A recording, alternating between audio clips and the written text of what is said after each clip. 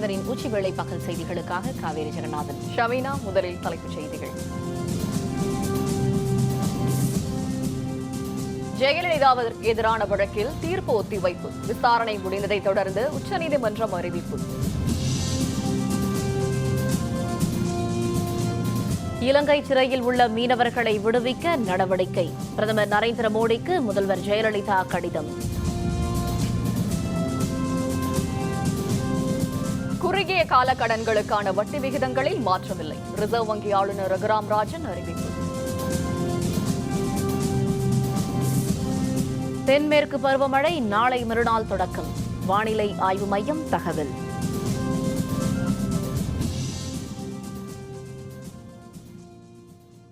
இலங்கையில் சிறைப்பட்டுள்ள தமிழக மீனவர்களை விடுவிக்க மத்திய அரசு நடவடிக்கை எடுக்க வேண்டும் என முதல்வர் ஜெயலலிதா வலியுறுத்தியுள்ளார். இதுபற்றி பிரதமர் நரேந்திர மோடிக்கு கடிதம் ஒன்றை முதல்வர் ஜெயலலிதா எழுதியுள்ளார். அதில் இலங்கை சிறைகளில் வாடும் தமிழக மீனவர்கள் 15 பேரையும் விடுவிக்க நடவடிக்கை எடுக்க வேண்டும் என்று ஜெயலலிதா தெரிவித்துள்ளார்.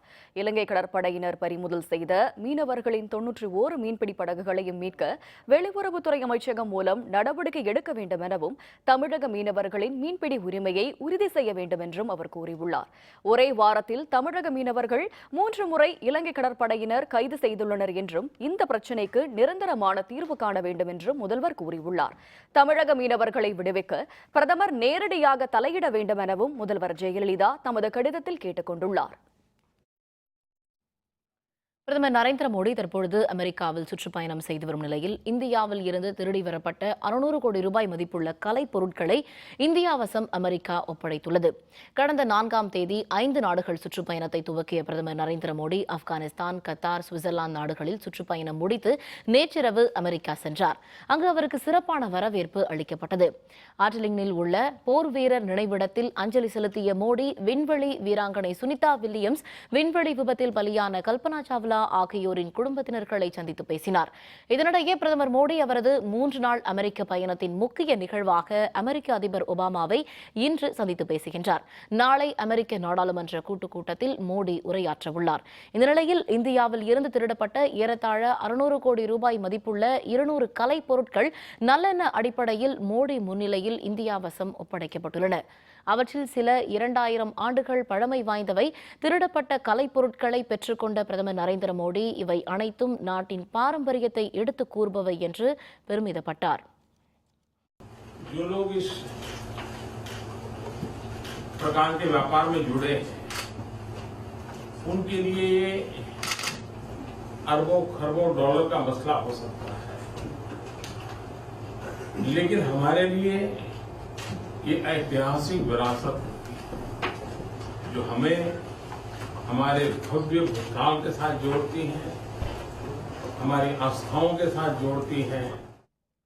காங்கிரஸ் கட்சியில் இருந்து விலகியுள்ள சத்தீஸ்கர் மாநில முன்னாள் முதல்வரான அஜித் ஜோகி விரைவில் புதிய கட்சியை தொடங்க உள்ளார். சத்தீஸ்கர் மாநிலத்தில் முதல்வராக அஜித் ஜோகி காங்கிரசின் மூத்த தலைவர் ஆவார். இவரது மகன் அமித் ஜோகியும் காங்கிரஸ் நிர்வாகியாக இருந்து வந்தார். இந்நிலையில் கடந்த 2014ஆம் ஆண்டு சத்தீஸ்கரில் நடைபெற்ற இடைத்தேர்தலில் பேரத்தில் இடப்பட்டு பாஜக வேட்பாளரை வெற்றி பெறச் செய்ததாக அமித் ஜோகி மீது குற்றச்சாட்டு எழுந்தது. இதனையடுத்து காங்கிரஸ் கட்சியிலிருந்து அவர் கடந்த 6 மாதங்களுக்கு முன்பு நீக்கப்பட்டார். இதனால் காங்கிரஸ் தலைமை மீது அஜித் ஜோகி அதிருப்தியில் இருந்ததாக கூறப்படுகிறது. இந்நிலையில் காங்கிரஸ் கட்சியிலிருந்து தான் விலகுவதாக அஜித் ஜோகி முறைப்படி அறிவித்தார். அதுகுறித்து சத்தீஸ்கரில் உள்ள தனது சொந்த கிராமமான கோட்மியில் செய்தியாளர்களுடன் பேசிய அவரது மகன் அமித் ஜோகி சத்தீஸ்கர் வரலாற்றில் புதிய சகாப்தம் தொடங்கப்பட்டுள்ளதாக தெரிவித்தார். The strength of the people of Chhattisgarh to make them powerful, to empower them. Today the people of Chhattisgarh have all collected here at Kotmi. Our only aim is to make a Raman free Chhattisgarh, to free the people of Chhattisgarh from the tyranny of Raman Singh government. That is our only aim and we are going to work towards it. தமிழகத்தில் மருத்துவ படிப்புகளுக்கான நிறைவு செய்யப்பட்ட விண்ணப்பங்களை சமர்ப்பிப்பதற்கான காலக்கெடு இன்று மாலை நிறைவடைகிறது. கடந்த மாதம் 26ஆம் தேதி முதல் நேற்று வரை மருத்துவ படிப்பில் சேர 24,100 பேர் விண்ணப்பங்களை பெற்றுள்ளனர். பூர்த்தி செய்யப்பட்ட விண்ணப்பங்களை சமர்ப்பிக்க இன்றே கடைசி நாளாகும். இதுகுறித்த விரிவான தகவல்களை தருகிறார் நமது செய்தியாளர் பிரகாஷ். தமிழகத்தில் மருத்துவ படிப்பு மற்றும் பல் மருத்துவ படிப்புக்கான விண்ணப்பங்கள் சமர்ப்பிக்க இன்று கடைசி நாள் ஆகும். ஏற்கனவே இந்த மருத்துவ படிப்புக்கான விண்ணப்பங்கள் கடந்த மாதம் 26ஆம் தேதி தொடங்கி நேற்று வரை இந்த விண்ணப்பங்கள் வழங்கப்பட்டன. இன்று இந்த பூர்த்தி செய்த விண்ணப்பங்கள் சமர்ப்பிக்க இன்று கடைசி நாள் என்பதால் இன்று காலை முதலே பெற்றோர்கள் தங்களுடைய பிள்ளைகளுக்கும் அதே போல மாணவ மாணவிகள் இந்த விண்ணப்பங்கள் சமர்ப்பித்து வருகின்றனர். இதுவரை சுமார் 21,000க்கும் மேற்பட்ட விண்ணப்பங்கள் சமர்ப்பிக்கப்பட்டுள்ளது. அதே போல தமிழகத்தில் மொத்தம் 20 அரசு மருத்துவக் கல்லூரி மற்றும் ஒரு பல் மருத்துவக் கல்லூரி உள்ளது. மத்திய ஒதுக்கீடு போக 2,253 இடங்களுக்கு இந்த கலந்தாய்வு நடைபெற உள்ளது. இது மட்டும் இல்லாமல் இஎஸ்ஐ கோவை மற்றும் சென்னை மருத்துவக் கல்லூரிகளில் தலா 65 இடங்கள் இந்த கலந்தாய்வு நடைபெற உள்ளது. தற்போது வருகிற ஜூன் 17ஆம் தேதி இந்த மருத்துவ படிப்புக்கான தரவரிசை பட்டியல் வெளியிடுகின்றன. அதனைத் தொடர்ந்து வருகிற ஜூன் 20ஆம் தேதி இந்த மருத்துவ படிப்புக்கான கலந்தாய்வு நடைபெற உள்ளது. குறைச்சலான இந்த விண்ணப்பங்கள் வழங்கப்பட்டதற்கு காரணம் இந்த மருத்துவ படிப்புக்கான நுழைவுத் தேர்வு இந்த முறை நடக்குமா இல்லை என்ற மாணவர்களிடையே பெரும் குழப்பத்தில் உள்ளதால் தற்போது இந்த மருத்துவ படிப்புக்கான விண்ணப்பங்கள் குறைச்சளவிலே வழங்கப்பட்டதாக தெரிவித்துள்ளார்கள். 1110 மார்க் வாங்கியிருக்கேன். எம்பிபிஎஸ் ஃபார்ம் கடைசி டேட்னு சொன்னாங்க. அதனால் இங்கேயே நேரிலே கொடுத்துட்டு போகலான்னு வந்துட்டேன். நல்ல காலேஜ் கிடைக்கும் நம்பிக்கை. அப்புறம் இந்த நீட்டை கேன்சல் பண்ணிட்டாங்க. மாணவர்கள் மத்தியில் இது நல்ல வரவேற்பை ஏற்படுத்தியிருக்கு. பரவாயில்ல. ஆனால் அடுத்த வருஷம் மாணவர்களுக்கு இருக்குன்னு சொல்கிறாங்க. அவங்க நல்லா இன்னும் கோச்சிங் பண்ணணும். அவங்களுக்கு ஒரு ஆல் த பெஸ்ட் சொல்லிக்கிறேன். எனக்கும் நல்ல காலேஜ் கிடைக்கும் நம்பிக்கை இருக்குது. எனக்கு 1051 கிடைச்சிது. இந்த நீட் எக்ஸாம் கேன்சல் பண்ணதால் கொஞ்சம் ஃபேவரபுளாக இருக்குது. அதனால ஆக்சுவலி எனக்கு மெடிசன் பண்ணுறது ஒரு லட்சியம் மாதிரி இருந்தது. ஸோ ரொம்ப ஃபேவரபுளாக இருக்குது. ஒரு சின்ன ட்ரை பண்ணியிருக்கேன். வந்தால் குட் ஃபார் மீ. வேந்தர் செய்திகளுக்காக கீழ்ப்பாக்கத்தில் உள்ள அரசு மருத்துவக் கல்லூரியிலிருந்து ஒளிப்பதிவாளர் விஜயுடன் பிரகாஷ். கிரானைட் முறைகேடு வழக்கில் சிபிஐ விசாரணை தேவையா என்பது பற்றி 4 வாரங்களுக்குள் விளக்கம் அளிக்க வேண்டும் என தமிழக அரசிற்கு உயர்நீதிமன்றம் உத்தரவிட்டுள்ளது. தமிழகத்தில் நடைபெற்ற கனிம வள முறைகேடு தொடர்பாக சிறப்பு புலனாய்வு குழு அமைக்க கோரி சென்னை உயர்நீதிமன்றத்தில் வழக்கு தொடரப்பட்டது. இதனையடுத்து கிரானைட் வழக்கு குறித்து விசாரித்த IAS அலுவலர் சகாயம் கிரானைட் மோசடியால் தமிழக அரசிற்கு 1,11,000 கோடி ரூபாய் இழப்பு ஏற்பட்டுள்ளதாகவும் இதுகுறித்து சிபிஐ விசாரணைக்கு உத்தரவிட வேண்டும் எனவும் அறிக்கை தாக்கல் செய்தார். இந்நிலையில் இந்த வழக்கு விசாரணையின் பொழுது சகாயம் அறிக்கை அடிப்படையில் ஒருங்கிணைந்த செயல் திட்டம் தேவை எனவும் இந்த வழக்கில் சிபிஐ விசாரணை தேவையா என்பது பற்றியும் 4 வாரங்களுக்குள் விளக்கம் அளிக்க தமிழக அரசிற்கு சென்னை உயர்நீதிமன்றம் உத்தரவிட்டுள்ளது. மேலும் இந்த வழக்கு விசாரணையை ஜூலை 28ஆம் தேதிக்கு உயர்நீதிமன்றம் ஒத்திவைத்துள்ளது. வங்கிகளின் குறுகிய கால கடன்களுக்கான வட்டி விகிதத்தில் மாற்றமில்லை என்று ரிசர்வ் வங்கி அறிவித்துள்ளது. இதனால் வீடு, வாகனங்களின் கடன்களுக்கான வட்டி விகிதம் குறைவதற்கு வாய்ப்பில்லை என பொருளாதார நிபுணர்கள் தெரிவித்துள்ளனர். மும்பையில் ரிசர்வ் வங்கியின் நிதி கொள்கை ஆய்வுக் கூட்டம் நடைபெற்றது. ரிசர்வ் வங்கியின் ஆளுநர் ரகுராம் ராஜன் தலைமையில் நடைபெற்ற இந்த கூட்டத்தில் வங்கிகளின் வட்டி விகிதங்களில் மாற்றம் செய்ய வேண்டாம் என்று முடிவெடுக்கப்பட்டது. இதன்படி வங்கிகளின் குறுகிய கால கடன்களுக்கான வட்டி விகிதம் அதாவது ரெப்போ 6.5% தொடரும். அதேபோன்று CRR என்று அழைக்கப்படும் வங்கிகளின் ரொக்க கையிருப்பு விகிதமும் 4% தொடரும்.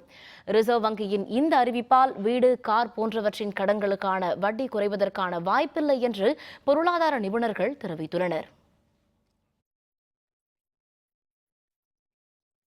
புனித ரமலா நோன்பு இன்று தொடங்கியதை ஒட்டி நாடு முழுவதும் உள்ள பள்ளி வாசல்களில் இன்று சிறப்பு தொழுகைகள் நடைபெற்றன. திரளான இஸ்லாமியர்கள் இதில் கலந்து கொண்டனர். இஸ்லாமிய பெருமக்களின் 50 கடமைகளில் 3வது கடமையாக புனித ரமலா நோன்பு கடைபிடிக்கப்படுகிறது. இவ்வாண்டுக்கான பிறை தெரிந்ததை அடுத்து இந்தியா முழுவதும் இன்று முதல் ரமலா நோன்பு தொடங்கும் என அறிவிக்கப்பட்டிருந்தது.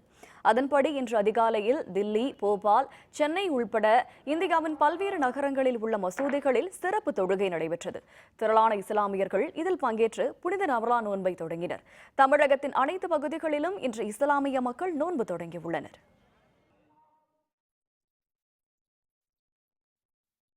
கர்நாடக சட்டப்பேரவையில் மாநிலங்களவை உறுப்பினர் தேர்தல் தொடர்பாக மாநில தலைமை தேர்தல் அலுவலர் தேர்தல் ஆணையத்திற்கு அறிக்கை ஒன்றை அனுப்பியுள்ளார். கர்நாடக சட்டப்பேரவையில் இருந்து மாநிலங்களவைக்கு 4 உறுப்பினர்களை தேர்வு செய்வதற்கான தேர்தல் வருகிற 11ஆம் தேதி நடைபெற உள்ளது. இதில் 5 பேர் போட்டியிடுவதால் தேர்தல் நடைபெறுவது தவிர்க்க இயலாததாக உள்ளது. இந்த நிலையில் சுயேட்சை எம்எல்ஏக்கள் 14 பேரின் வாக்குகளை பெறுவதில் காங்கிரசும் மத சார்பற்ற ஜனதாதளம் இடையே போட்டி நிலவுவதாகவும் இதனால் குதிரை பேரம் நடைபெறுவதாகவும் தகவல் வெளியாகியுள்ளது. தற்பொழுது சுயேட்சை எம்எல்ஏக்கள் 14 பேரும் தற்பொழுது பாதுகாப்பாக மும்பையில் உள்ள நட்சத்திர விடுதி ஒன்றில் தங்க வைக்கப்பட்டுள்ளதாக தகவல் வெளியாகியுள்ளது. இந்த விவகாரத்தில் தலையிட்டு தேர்தல் ஆணையம் உரிய நடவடிக்கை எடுக்க வேண்டும் என பாரதிய ஜனதா உள்ளிட்ட கட்சியினர் கோரிக்கை விடுத்துள்ள நிலையில் கர்நாடக தலைமை தேர்தல் அலுவலர் தேர்தல் ஆணையத்திற்கு அறிக்கை அளித்துள்ளார். it goes to the Election Commission of India. I cannot comment on the possibilities. I can only say that we have sent our report to the Election Commission. சிலை கடத்தல் தொடர்பாக காவல்துறை விசாரணையில் உள்ள தீனதயாளனின் வீட்டில் கைப்பற்றப்பட்ட பழங்கால ஓவியங்கள், சிலைகளின் மதிப்பீடு தொல்லியல் துறையால் 2வது நாளாக தொடர்ந்து நடைபெற்று வருகிறது.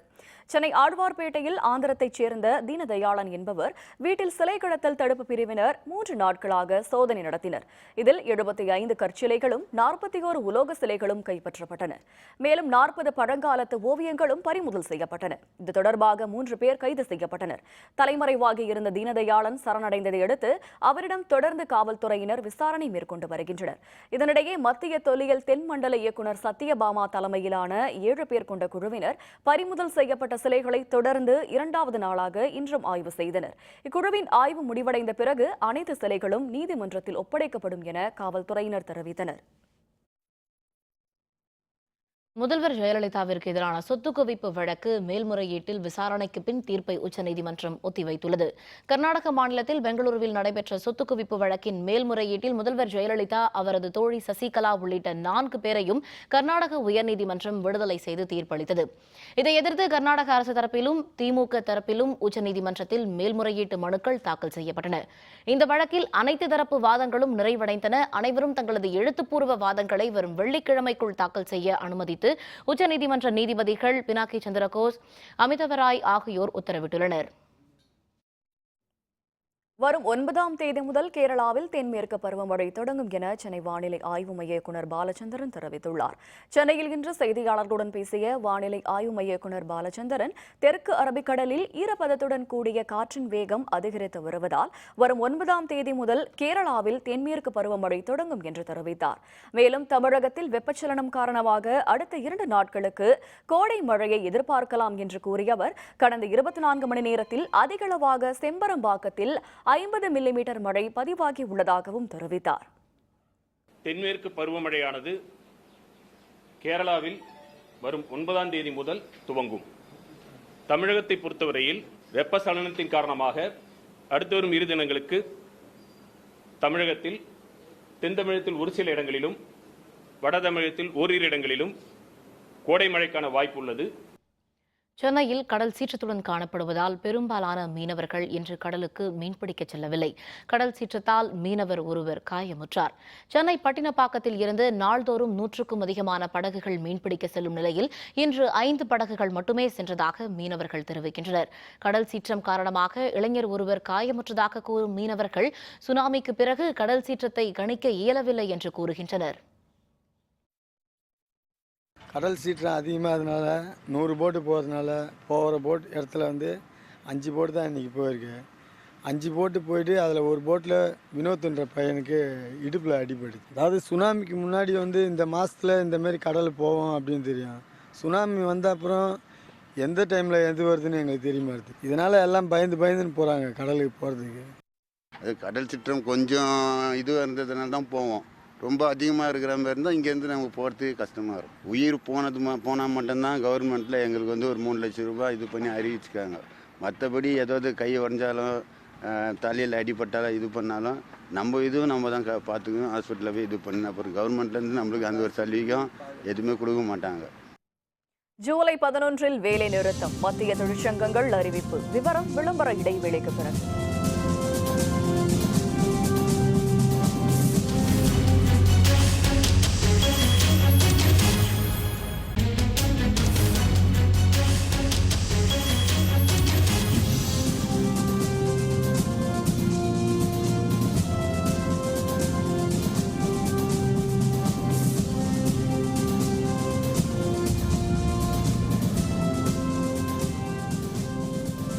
செய்திகள் தொடர்கின்றன. பல்வேறு கோரிக்கைகளை வலியுறுத்தி ரயில்வே, தபால், பாதுகாப்பு உள்ளிட்ட பல துறைகளைச் சேர்ந்த 54 மத்திய தொழிற்சங்கங்கள் வரும் ஜூலை 11 முதல் காலவரம்பற்ற வேலைநிறுத்தத்தை அறிவித்துள்ளன. 7வது ஊதிய குழுவின் பரிந்துரைகளை அமல்படுத்துதல், பொதுத்துறைகளை தனியார் மயமாக்கல் மற்றும் அந்நிய நேரடி முதலீடு ஆகியவைக்கு எதிர்ப்பு உள்ளிட்ட 36 அம்ச கோரிக்கைகளை வலியுறுத்தி இந்த காலவரம்பற்ற போராட்டம் நடைபெறவுள்ளது. இதுபற்றி செய்தியாளர்களுடன் பேசிய SRMU பொதுச் செயலர் கண்ணையா, காலவரம்பற்ற வேலைநிறுத்தத்திற்கான நோட்டீஸை விவரத்தை வரும் 9ஆம் தேதி தென்னக ரயில்வே பொது மேலாளரிடம் கொடுக்கவிருப்பதாக கூறினார். 7வது சம்பள கமிஷனின் தொழிலாளர் விரோத பரிந்துரைகளை மாற்ற வேண்டும் என்றும் ரயில்வே துறையை தனியாருக்கு தாரை வார்க்கும் முயற்சிகளை ரத்து செய்ய வேண்டும் என்றும் அந்நிய நேரடி முதலீட்டை அனுமதிக்கக்கூடாது என்றும் 36 அம்ச கோரிக்கைகளை வலியுறுத்தி நாடு தழுவிய பொது வேலை நிறுத்தத்தை மத்திய அரசு ஊழியர்களின் கூட்டு போராட்டக் குழு முடிவெடுத்துள்ளது. பாசனத்திற்காக கோயம்புத்தூர் ஆழியாறு அணையில் இருந்து நாளை முதல் தண்ணீர் திறந்துவிட முதல்வர் ஜெயலலிதா உத்தரவிட்டுள்ளார்.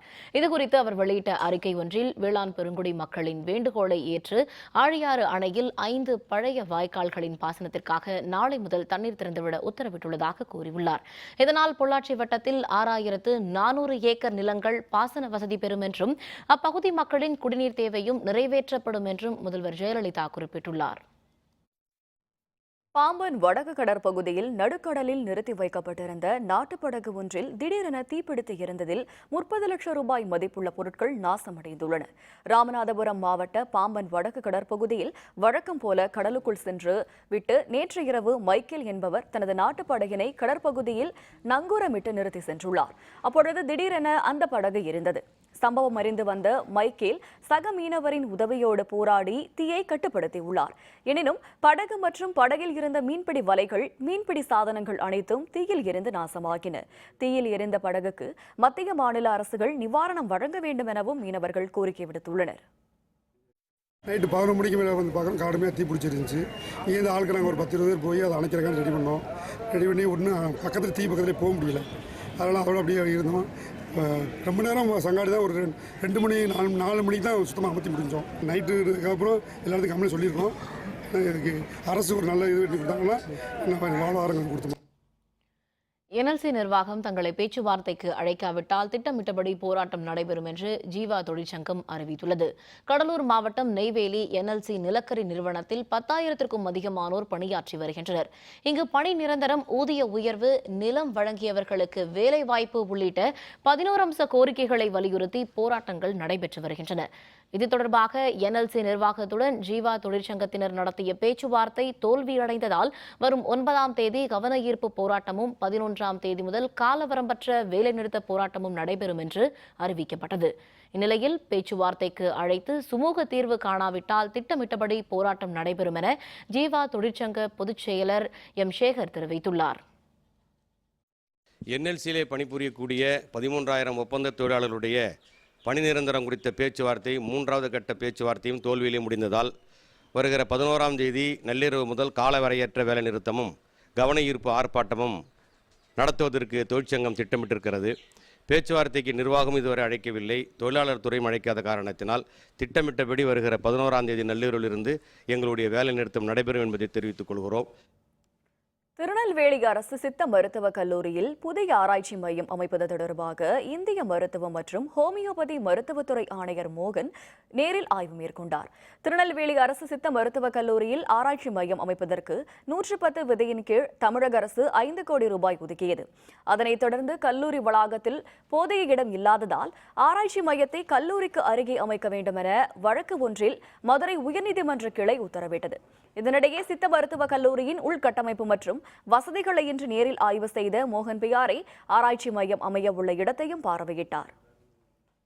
என்னென்ன வசதிகள் இருக்கிறதா, என்னென்ன இதை ஃபர்தர் இம்ப்ரூவ்மெண்ட் தேவை இருக்கிறதா அதை பார்க்குறதுக்காக வந்தோம். இதை பார்த்துட்டு இருக்கிற வசதிக்கு இம்ப்ரூவ் பண்ணுறதுக்காக எல்லாம் ஏற்பாடு பண்ணுவோம். அதுக்காக வந்திருக்கோம். ஒரு பழைய பில்டிங் இங்கே சாங்ஷன் ஆகி 5 கோடிக்கு கட்டாமல் இருக்கிறது அதுக்காக. So these are the things one by one அதை ஒவ்வொரு இதை பார்த்துட்டு நான் பண்ணுவோம்.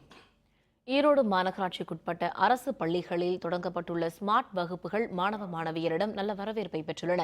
தனியார் பள்ளிகளுக்கு இணையாக ஈரோடு மாநகராட்சிக்குட்பட்ட 10 அரசு பள்ளிகளில் சுமார் 24 லட்சம் ரூபாய் மதிப்பீட்டில் ஸ்மார்ட் வகுப்புகள் தொடங்கப்பட்டுள்ளன. கணினி மற்றும் இணையம் உதவியுடன் பதிவிறக்கம் செய்யப்பட்ட பாடங்கள் அகன்ற திரையின் மூலம் மாணவர்களுக்கு பயிற்றுவிக்கப்படுகின்றன. நவீனத்திற்கு ஏற்ப கற்பிக்கும் முறையில் செய்யப்பட்டுள்ள மாற்றங்கள் மாணவ மாணவியரின் மத்தியில் பெரும் வரவேற்பை பெற்றுள்ளன. மாநகராட்சி பள்ளியில் கூட ஸ்மார்ட் கிளாஸ் வந்துருச்சு. அதனால் எங்களுக்கு வந்து அட்ராக்டிவாகவும் இருக்குது. கலர்ஸ்லாம் எங்களுக்கு படிக்கிறதுக்கும் ஈஸியாக இருக்குது, ஜாலியாக இருக்கும். முன்னால் பிளாக் போர்டில் படிக்கிறதுக்கும் இதுக்கும் நிறைய டிஃப்ரெண்ட் இருக்குது. இதுலேருந்து பிக்சர்ஸ்லாம் கலெக்ட் பண்ணுற மாதிரி இருக்கவும் எங்களுக்கு படிக்கிறதுக்கு நல்லா யூஸ்ஃபுல்லாக இருக்குது. ப்ரைவேட் ஸ்கூலில் மட்டும்தான் இந்த மாதிரி ஸ்மார்ட் போர்டெலாம் மாட்டி சொல்லி தருவாங்க. எங்களுக்கு கவர்மெண்ட் ஸ்கூல்லேயும் ஸ்மார்ட் போர்டெலாம் மாட்டி சொல்லித்தராங்க. அதனால் நிறைய விஷயங்களை நாங்கள் வந்து நெட்லேருந்தும் எடுத்து படிச்சுக்கிறோம். அதனால் நல்லா யூஸ்ஃபுல்லாக இருக்குது எங்களுக்கு. இந்த வருஷத்துலேருந்து நாங்கள் ஸ்மார்ட் கிளாஸ் ஆரம்பிச்சிருக்கோம். அதில் வந்து பிள்ளைகளுக்கு தேவையான எல்லா ஃபெசிலிட்டிஸுமே அதில் இருக்குது. நாங்கள் பாடம் நடத்துகிறப்ப குழந்தைங்க வந்து மிக ஆர்வமாக அதில் கவனிக்கிறாங்க. கலர்ஃபுல்லாக இருக்குது கிளாஸஸ்லாம். அவங்களுடைய கவனம் ஃபுல்லாக இந்த பாடத்தில் அதில் இருக்கிற ஆடியோ விஷுவல் எஜுகேஷன் அதை வந்து அவங்களுக்கு கவர்றதுனால அவங்க இன்னும் முன்னைய விட ரொம்ப ஆக்டிவாக இதில் பார்ட்டிசிபேட் பண்ணுறாங்க. புதுக்கோட்டையில் ஒரே குடும்பத்தைச் சேர்ந்த 4 பேர் பூட்டிய வீட்டிற்குள் பிணமாக கிடந்தது பற்றி காவல்துறையினர் விசாரணை மேற்கொண்டுள்ளனர். புதுக்கோட்டை மரக்கடை தெருவில் நில அளவையரான கண்ணன் குடும்பத்துடன் வசித்து வந்தார். இந்நிலையில் நேற்று முன்னாள் முதல் இவரது வீடு பூட்டப்பட்டிருந்த நிலையில் இவர்கள் வெளியூருக்கு சென்றிருப்பதாக அருகில் வசிப்பவர்கள் கருதினர். ஆனால் வீட்டிலிருந்து துர்நாற்றம் வீசியதால் காவல்துறையினர் தகவல் அளிக்கப்பட்டது. வீட்டின் பூட்டை உடைத்து உள்ளே சென்று பார்த்த பொழுது கண்ணன், அவரது மனைவி சாந்தகுமாரி, மகன் ராதாகிருஷ்ணன், மகள் அபிராமி ஆகியோர் தூக்கில் பிணமாக தொங்கினர். உடல்களை கைப்பற்றி உடற்கூறு ஆய்வுக்காக புதுக்கோட்டை அரசு மருத்துவமனைக்கு அனுப்பி வைத்த காவல்துறையினர் கடன் பிரச்சினை காரணமாக தற்கொலை செய்து கொண்டனரா அல்லது கொலை செய்யப்பட்டனரா என விசாரணை மேற்கொண்டுள்ளனர். கண்ணன்கிறவர் சர்வேர், அவர் ஒய்ஃபு, அவர் பொண்ணு, பையன் 4 பேரும் ஒரு 7 வருஷம் எங்கள் வீடு கட்டிட்டு அங்கே குடியிருந்தாங்க. சாயந்தரம் தண்ணி பிடிச்சிருக்காங்க. அதுக்கப்புறம் யாரும் வீட்டிலேருந்து வெளியே வரல. வீடு பூட்டியே இருந்திருக்கு. நேற்று நைட்டு ஒரு 11 மணிக்கு மேலே ஒரே நாற்றம் அடிக்கவும் அந்த பூட்டை உடச்சி கணேசன் போலீஸ் வந்து பார்க்கவும் 4 பேரும் தூக்கில் தொங்குது. அது என்ன விவரங்கிறது தெரியல, அவங்களுக்கு என்ன பிரச்சனைங்கிறது தெரியல. நம்ம தான் தெரியும். போலீஸ் விசாரணை பண்ணிட்டு இருக்காங்க. கரூர் கல்யாண பசுபதீஸ்வரர் கோவிலில் வளர்பிறை செவ்வாய் அதிகாலையில் நடைபெற்ற பள்ளி எழுச்சி நிகழ்ச்சியில் திரளான பக்தர்கள் கலந்து கொண்டு சுவாமியை தரிசித்தனர். பிரம்மன் தனது படைப்பு தொழிலை இங்கு துவங்கியதால் கரூர் என்ற பெயர் பெற்றுள்ள கரூரில் இருக்கும் கல்யாண பசுபதீஸ்வரர் கோவில் பல்வேறு சிறப்புகளை கொண்டது. இங்கு வளர்பிறை செவ்வாய் நாளில் சுவாமியின் பள்ளி எழுச்சியை காண்பது மிகவும் சிறப்பானதாக கருதப்படுகிறது. இந்த நாளில் பள்ளி எழுச்சியை காண்பவர்களுக்கு மறுபிறவி இல்லை என்றும் மனமுருகி வேண்டினால் கேட்டது கிடைக்கும் என்பதும் பக்தர்களின் நம்பிக்கையாக உள்ளது. இதனையடுத்து இன்று காலை ஏராளமான பக்தர்கள் திரண்டு வந்து கல்யாண பசுபதீஸ்வரரின் பள்ளி எழுச்சி நிகழ்ச்சியில் கலந்து கொண்டு சுவாமி தரிசனம் செய்தனர். வளர்பிறையில் வரக்கூடிய செவ்வாய்க்கிழமையில் தரிசனம் பண்ணுறதுனால கிடைக்கக்கூடிய பலன்கள் என்னன்னு சொல்லி கேட்டிங்கன்னா, கல்யாணம் ஆகாமல் இருக்கவங்களுக்கு உடனடியாக கல்யாண வரமும், குழந்தை பேர் இல்லாதவர்களுக்கு குழந்தை பேரும் சத்தியமாக கிடைக்குங்கிறது பரிபூர்ணமான நம்பிக்கை. அதனால் எல்லா விதமான மங்களங்களும் வரக்கூடிய ஒரு நாள் இந்த செவ்வாய்க்கிழமை. வளர்பிறை செவ்வாய்க்கிழமையாவது சிறப்பான முறையில் இங்கு வழிபாடுகள், சிறப்பு பூஜைகள் நடைபெற்று வருகிறது.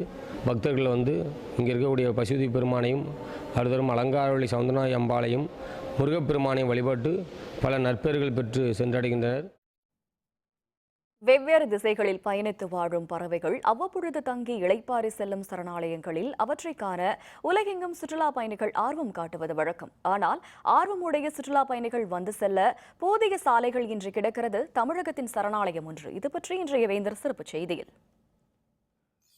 திருநெல்வேலி மாவட்டம் நாங்குநேரி அடுத்த கூந்தங்குளம் சரணாலயத்தில் ஆண்டுதோறும் ஆயிரக்கணக்கான பறவைகள் வந்து தங்கி குஞ்சு பொரிப்பது வழக்கம்.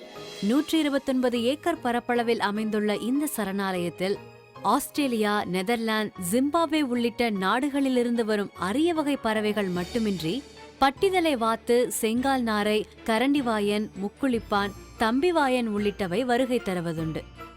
பள்ளி திறப்பதற்கு முன்னால் போட்டு தருவார் என்று உறுதியளித்தார்கள். ஆனால் இதனால் வரை உறுதி அளித்ததான் சரி வந்து இந்த ரோடு இதனால் போடப்படவில்லை.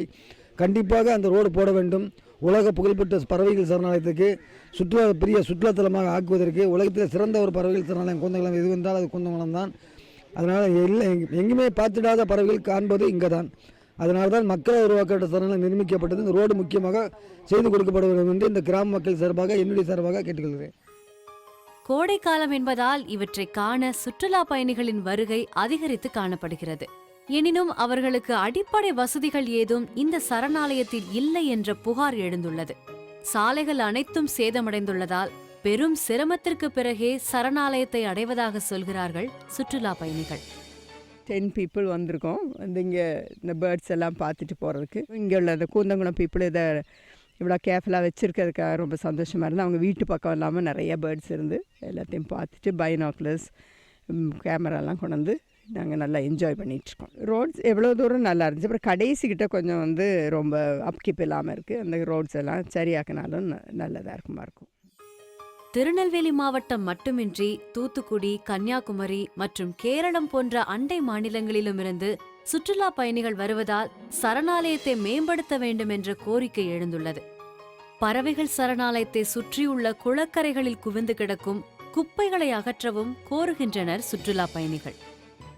இங்கே பேர்ட்ஸ் ஃபாரின்லாம் நிறைய பேர்ட்ஸ்லாம் வந்திருக்கு அப்படின்னு சொன்னாங்க. ஸோ அதனால் அதை பார்க்குறதுக்குன்னு வந்தோம். வர வழியில் ரோடு ரொம்ப மோசமாக இருந்துச்சு. இங்கே பார்த்திங்கன்னா ஒரே குப்பையாக கிடக்கு, மெயின்டெனன்ஸே இல்லை. ஸோ அதுதான் பார்க்கறது கொஞ்சம் மன வருத்தமாக இருக்குது. நிறைய பேர்ட்ஸ் இருக்கிறத பார்த்தா ப்ரொடெக்ஷன் ப்ராப்ளம்லாம் நினைக்கிறேன். பட் இங்கே ஏரியா தான் ரொம்ப மோசமாக இருக்குது. இயற்கை அழகுடன் பறவைகளை ரசிக்க வரும் சுற்றுலா பயணிகள் முழுமையான மகிழ்ச்சியுடன் திரும்ப ஏதுவாக சரணாலயத்தையும் அதன் சுற்றுவட்டார பகுதிகளையும் சீரமைக்க வேண்டும் என்பதே அனைவரின் கோரிக்கையாக உள்ளது. வேந்தர் செய்திகளுக்காக திருநெல்வேலியிலிருந்து வே. முத்துராமன்.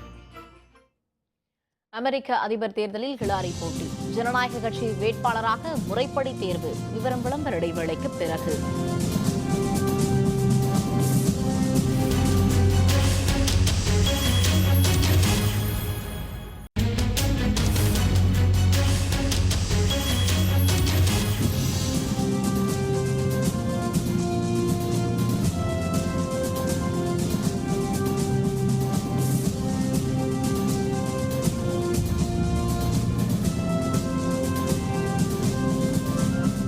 செய்திகள் தொடர்கின்றன.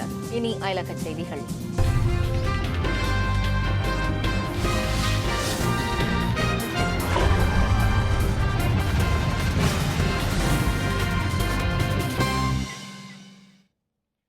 அமெரிக்க அதிபர் தேர்தலில் ஜனநாயக கட்சி வேட்பாளராக முன்னாள் அதிபர் கிளின்டனின் மனைவியும் முன்னாள் வெளியுறவு அமைச்சருமான ஹிலாரி கிளின்டன் முறைப்படி தேர்வு செய்யப்பட்டுள்ளார். அமெரிக்க அதிபர் ஒபாமாவின் பதவிக்காலம் இந்த ஆண்டுடன் முடிவடைகிறது. இதனையடுத்து புதிய அதிபரை தேர்ந்தெடுப்பதற்காக வரும் நவம்பர் 8ஆம் தேதி தேர்தல் நடைபெறுகிறது. இதில் போட்டியிட உள்ள குடியரசுக் கட்சி மற்றும் ஜனநாயக கட்சி வேட்பாளர்களை தேர்வு செய்வதற்கான முதற்கட்ட தேர்தல் பல்வேறு மாகாணங்களில் நடைபெற்றன.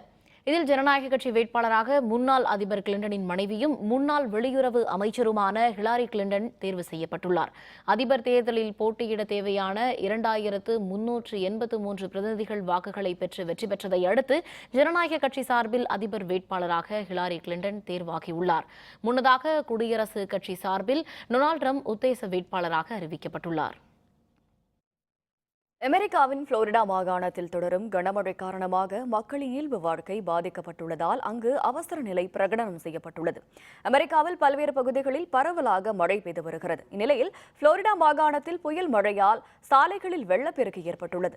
பல இடங்களில் மரங்களும் மின் கம்பங்களும் சாய்ந்தன. கடல் சீற்றத்துடன் காணப்படுவதுடன் மணிக்கு 50 மைல் வேகத்தில் காற்று வீசுவதால் மக்களின் இயல்பு வாழ்க்கை பெரிதும் பாதிக்கப்பட்டுள்ளது. செயின்ட் பீட்டர்ஸ்பர்க், ஃபெரோஷர், ஹட்சன் உள்ளிட்ட இடங்களில் தாழ்வான பகுதிகளில் வெள்ளநீர் சூழ்ந்துள்ளதால் போக்குவரத்து தடைபட்டுள்ளது. டாம்பாவில் உள்ள அனைத்து பள்ளி கல்லூரிகளுக்கும் விடுமுறை அளிக்கப்பட்டுள்ளது. இதனிடையே புயல் மழையை ஒட்டி அங்கு அவசர நிலை பிரகடனம் செய்யப்பட்டுள்ளது. கல்ஃப் ஆஃப் மெக்சிகோவை நோக்கி புயல் நகருவதால் மழை நீடிக்கும் என அந்நாட்டு வானிலை ஆய்வு மையம் தெரிவித்துள்ளது.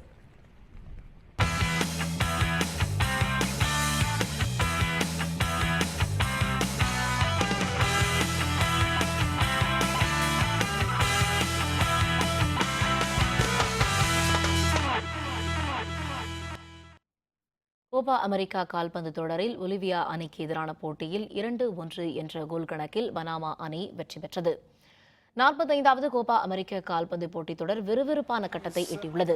உலகின் பல்வேறு நாடுகளைச் சேர்ந்த 16 அணிகள் இதில் பங்கேற்றுள்ளன. 4 பிரிவுகளாக போட்டி நடத்தப்படுகிறது. டி பிரிவில் இடம்பெற்றுள்ள அணிகளுக்கான லீக் போட்டிகள் இன்று நடைபெற்றன. அமெரிக்காவின் புளோரிடா மாகாணத்தில் உள்ள ஆர்லாண்டோ நகரில் நடைபெற்ற போட்டியில் பொலிவியா, பனாமா அணிகள் மோதின. விறுவிறுப்பாக நடைபெற்ற இந்த போட்டியில் 2-1 என்ற கோல் கணக்கில் பனாமா அணி வெற்றி பெற்றது.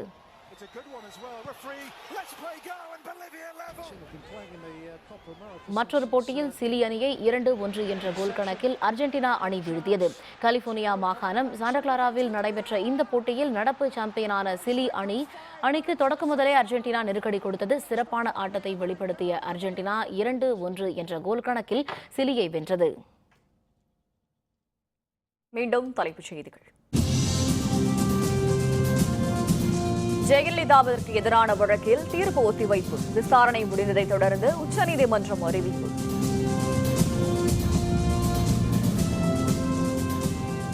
இலங்கை சிறையில் உள்ள மீனவர்களை விடுவிக்க நடவடிக்கை. பிரதமர் நரேந்திர மோடிக்கு முதல்வர் ஜெயலலிதா கடிதம்.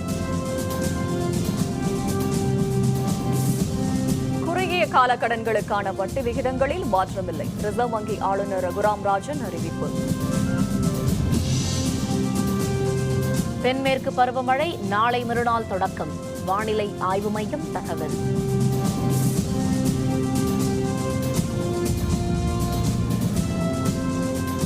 இத்துடன் வேந்தரின் உச்சிவேளை பகல் செய்திகள் நிறைவடைந்தன. மீண்டும் மாலை 6 மணிக்கு வேந்தரின் நந்தி மாலை குறுஞ்செய்திகளில் சந்திப்போம். வணக்கம்.